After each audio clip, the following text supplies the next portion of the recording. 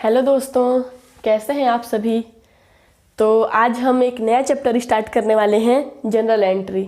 ठीक है, तो हम इसे देखेंगे, बहुत ही अच्छे तरीके से समझेंगे। और इससे भी पहले myself Karishma Yadav, assistant professor of commerce.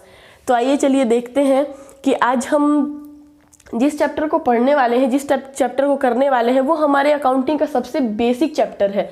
ठीक है, तो इसे हमें समझना बहुत ज़रूरी है। और मेरा ऐसा कोशिश रहेगा कि मैं आप लोगों को बहुत ही अच्छे तरीके से बताऊं कि जनरल एंट्री क्या होता है, कैसे बनाया जाता है। तो जनरल एंट्री एक फॉर्मेट होता है जनरल एंट्री का, उसी फॉर्मेट के थ्रू हम जनरल एंट्री करते हैं। ठीक, तो जब से हमने अकाउंट स्टार्ट किया है तब से मैं आप लोगों को बता रही हूँ कि किसी भी बिजनेस में डेली इतना ज़्यादा ट्रांजेक्शन्स होता है कि हमें उसे एक सिस्टमेटिक ढंग से रिकॉर्ड करना पड़ता है ना। क्योंकि ऐसा कोई भी पर्सन नहीं है जो अगर दिन में 50, 60, 100, 200 इतना ज़्यादा ट्रांजेक्शन हो रहा है और उसको अच्छे से याद रख सके। ठीक है, तो उसके लिए हम क्या करते हैं, प्रॉपर एक रिकॉर्ड मेंटेन करते हैं और उसी को डे बाय डे और डेट वाइज हम प्रॉपर तरीके से लिखते हुए चलते हैं। यही होता है आपका क्या, जनरल एंट्रीज। तो देखेंगे इसका रूल्स क्या होता है। मैं आपको इससे पहले भी डिस्कस कर चुके हैं अपन कि आपका जो पर्सनल अकाउंट का रूल होता है वो क्या होता है, debit the receiver, credit the giver. दूसरा होता है आपका real account, debit what comes in, credit what goes out. और तीसरा होता है आपका nominal account, all the expenses and losses are debited और all the income and gains are credited. अब हम इसको देखेंगे कि इसका हम यूज़ कैसे करते हैं। तो सबसे पहले मैं एक छोटा सा फॉर्मेट बना करके आपको दिखा देना चाहती हूँ कि जनरल एंट्री एक किस फॉर्मेट में बनाया जाता है। ठीक है, तो सबसे पहले हमारा आता है डेट, दूसरा आता है आपका पर्टिकुलर, तीसरा कॉलम होता है आपका लेजर फॉलियो, चौथा होता है डेबिट और पांचवा होता है क्रेडिट। डेट,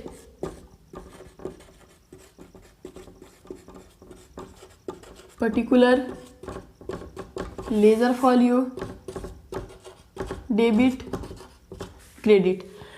तो क्रोनोलॉजिकल ऑर्डर में जैसे जैसे हमारा ट्रांजेक्शन्स होते जाते हैं हम डे बाय डे इसमें लिखते जाते हैं। यहाँ पे हमारा जितना हम जनरल एंट्री पास करते हैं उसे लिखते हैं।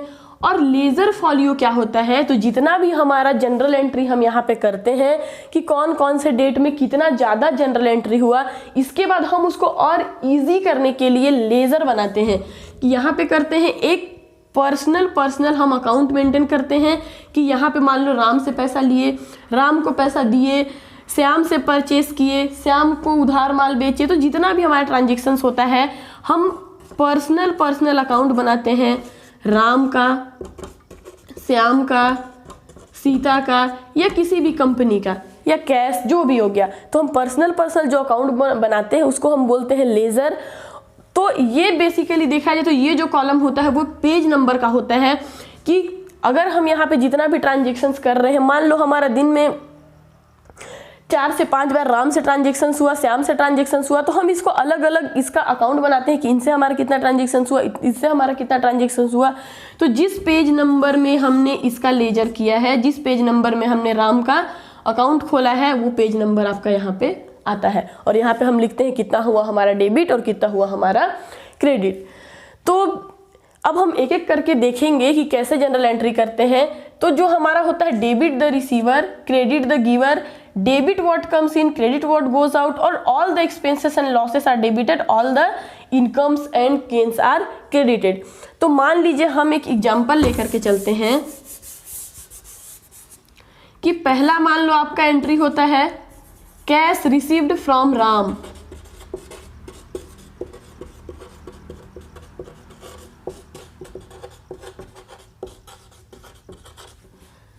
तो राम जैसा कि नाम से ही स्पष्ट है, मैंने जो कल की क्लास थी उसमें बताया था कि पर्सनल अकाउंट में आपका आएगा नाम, क्योंकि ये एक पर्सन के नाम से बनेगा आपका ये अकाउंट। और पर्सनल अकाउंट का रूल क्या है, debit the receiver, credit the giver. तो कैश रिसीव्ड, ठीक है, तो कैश रिसीव्ड हो रहा है। और जो हमारा रियल अकाउंट का रूल क्या बोलता है कि यहाँ पे देखिए पर्सनल अकाउंट में रूल क्या है, डेबिट द रिसीवर। तो रिसीवर क्या है, रिसीव हमें हो रहा है कैश, और सेकंड में लिखा हुआ है क्या डेबिट कर सकते हैं, डेबिट व्हाट कम्स इन। तो हमारे पास क्या आ रहा है, हमारे पास कैश आ रहा है। तो कोई सा भी डेट एक लेकर के चलते हैं, तो हमारे पास क्या आ रहा है, हम डेबिट करेंगे जो हमारे पास आ रहा है, तो हमारे पास आ रहा है कैश, तो हम लिखेंगे कैश अकाउंट डेबिट। और किससे आ रहा है, फ्रॉम राम, तो डेबिट द रिसीवर और क्रेडिट द गिवर, तो देने वाला व्यक्ति कौन है, राम, तो क्रेडिट किसको करेंगे, टू राम अकाउंट। मान लीजिए ₹10,000, तो यहां लिखेंगे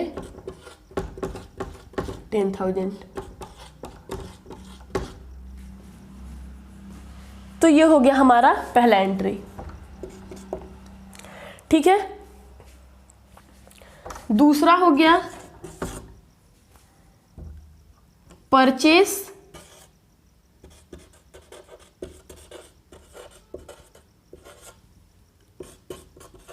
फॉर कैश। हमने परचेस किया है कैश में, यानी हमने उधार परचेस नहीं किया है, पैसा देकर के परचेस किया है।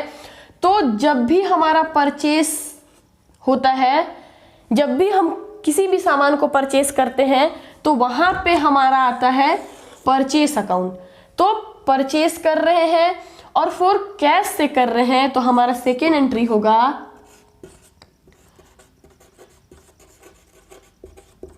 Purchase account debit for cash.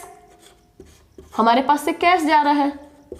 अब और एक चीज मैं बता दूं, इससे पहले जब हम क्लास किए थे तो मैंने बताया था कि जितना भी हमारा ट्रांजेक्शन्स होता है उसका दो इम्पैक्ट पड़ता है। अगर हम कोई सामान परचेस कर रहे हैं तो हमारे पास वो गुड्स आएगा और हमारे पास से पैसा जाएगा। यहाँ पे भी जैसे देखेंगे कैश रिसीव्ड फ्रॉम राम, हमारे पास क्या आया, कैश आया।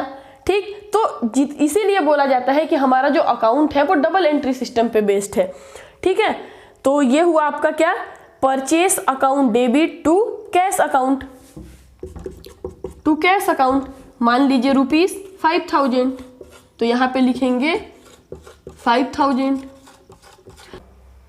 ठीक है, अब जैसे थर्ड एंट्री मान लो ले लेते हैं सैलरी पेड, तो हम क्या दे रहे हैं, सैलरी पेड कर रहे हैं, तो हमारे पास से सैलरी हम दे रहे हैं, इसलिए क्या हो जाएगा, सैलरी अकाउंट डेबिट, और किस फॉर्म में दे रहे हैं, टू कैश। मान लो 6,000 रुपए।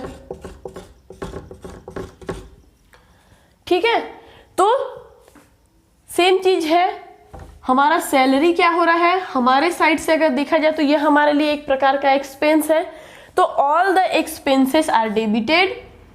और क्या हो रहा है, क्रेडिट हम किसको करेंगे, क्रेडिट व्हाट गोज आउट, तो हमारे पास से क्या हो रहा है, पैसा जा रहा है। तो हम इन रूल्स को फॉलो करते हुए जनरल एंट्री करते हैं।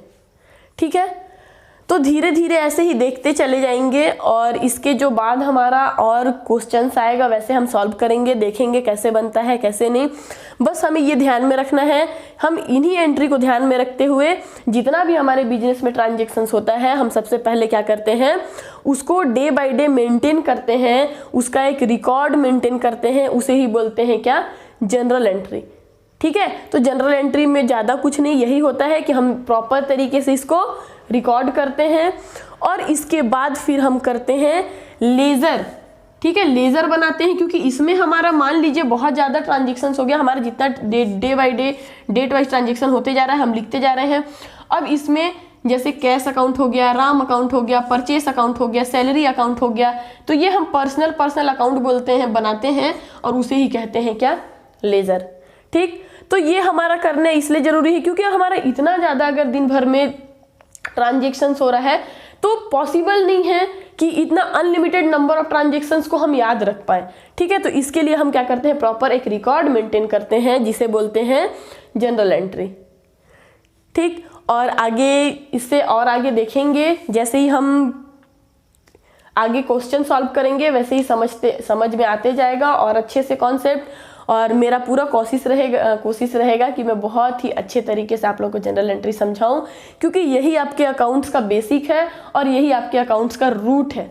अगर हमें यही नहीं पता तो हमें आगे कुछ भी समझ में नहीं आएगा और हम इंटरेस्ट नहीं ले पाएंगे।